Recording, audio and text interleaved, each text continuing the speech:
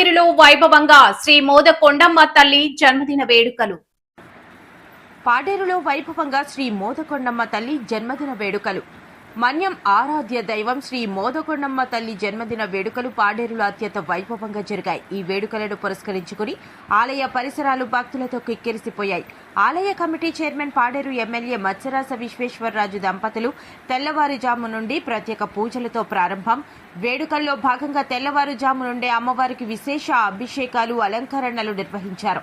స్థానిక ఎమ్మెల్యే మత్స్యరాజ విశ్వేశ్వరరాజు ఈ కార్యక్రమంలో పాల్గొని అమ్మవారికి ప్రత్యేక పూజలు సమర్పించారు. అనంతరం భక్తులకు అమ్మవారి దర్శన భాగ్యం కల్పించారు. అన్నదానం మరియు ఊరేగింపు మధ్యాహ్నం ఆలయ కమిటీ ఆధ్వర్యంలో భారీ అన్నదాన కార్యక్రమం ఏర్పాటు చేశారు. వేలాది మంది భక్తులు అమ్మవారి అన్నదానం ఉదయం నుండి భక్తులకు ప్రసాదాన్ని అందజేశారు. సాయంత్రం వేళ అమ్మవారిని సర్వాంగ సుందరంగా అలంకరించి పట్టణ పురవీధుల్లో ఘనంగా ఊరేగించారు. సాంస్కృతిక కార్యక్రమాలు. రాత్రి జరిగిన సాంస్కృతిక ప్రదర్శనలు భక్తులను విశేషంగా ఆకట్టుకున్నాయి. గిరిజన సాంప్రదాయ నృత్యాలు, భక్తి గీతాలతో పాడేరు పరిసర ప్రాంతాలు మారుమరుగాయి. సాయంత్రం పల్లకి సేవలో ఎమ్మెల్సీ కుంభ రవిబాబు పాల్గొన్నారు.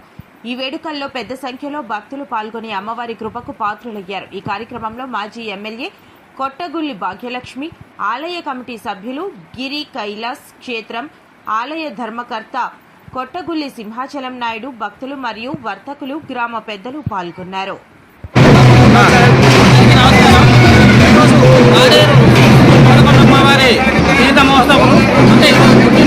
మే 10, 11, 12 తేదీల్లో మరి యొక్క జీవితాన్ని అతి వైభవంగా జరపాలని చెప్పేసి మా గ్రామ పెద్దలు అలాగే ఆలయ కమిటీ చైర్మన్ మత్స్యరాజు ఆధ్వర్యంలో